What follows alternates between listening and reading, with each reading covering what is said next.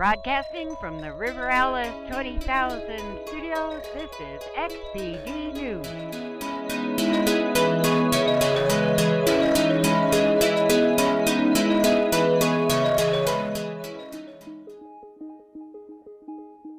So as everybody that watches HermitCraft knows, MumboJumbo built Tango Tek's Iron Golem farm. I'm going to link to it in the description. It produces so much iron that it's totally ridiculous.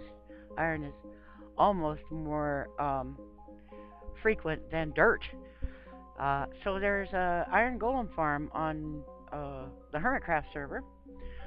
I added the wood at the ends, and I added the red clay because I was counting blocks because I reproduced the bottom part of it, not the entire thing. Because it's not the most attractive structure in Minecraft, although it is extremely efficient. I believe it loads 4 chunks, each of the see all the doors under there and so on. I don't even remember how many villages that comes to, but it produces lots and lots of iron golems. Iron golems call them, so they're thrown down into the poppies and killed, and their items are gathered in a collection thing using hoppers and chests, and it fills up pretty quick. In fact, if you're not careful, you can gum up your server. It has to be built very, very carefully, and Mumbo almost went hysterical first. He ruined it. They whitelisted Tango Tek on the server so that Tech could help, and they got it running. But it's not the prettiest thing, and Zuma said he wanted to try to decorate it, and he never did.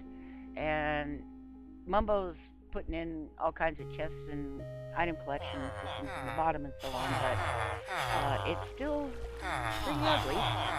So I had suggested to Zuma when he was talking about decorating it that they make an iron butterfly, a reference to I think they were called a heavy metal band, anyway, a pretty solid rock band from my era, back in the 70s and so on.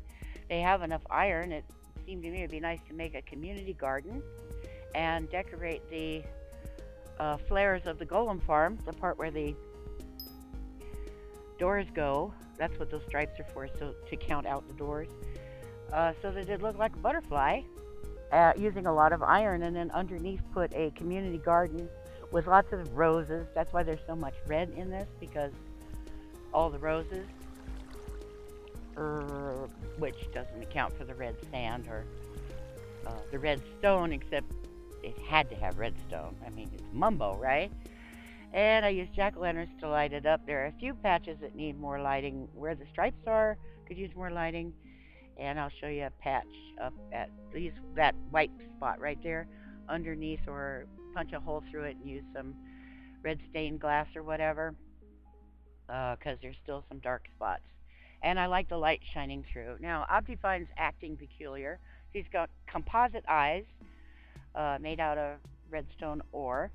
Optifine's acting peculiar, and a lot of transparent blocks, including water source blocks, stained glass, that sort of thing, are turning up invisible. See the dark spots in that white patch? Yeah, I could use some more lighting up. So some of the blocks don't appear to be there, and water ponds look invisible, and panes of glass look invisible. I used cauldrons because I started using hoppers. It seems to me the scuttlebutt on the street is that hoppers are lag machines. I don't know if that's true if they're not hooked up to anything. But they're also not pretty from underneath. Look at the cauldrons, the pattern on the cauldrons.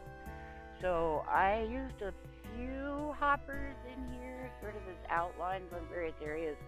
But when I wanted dark colors, I switched very quickly over to cauldrons because it's more dynamic. They have the 4 feet and a little design on the bottom, and it just looks a lot cooler than see, that's just dark.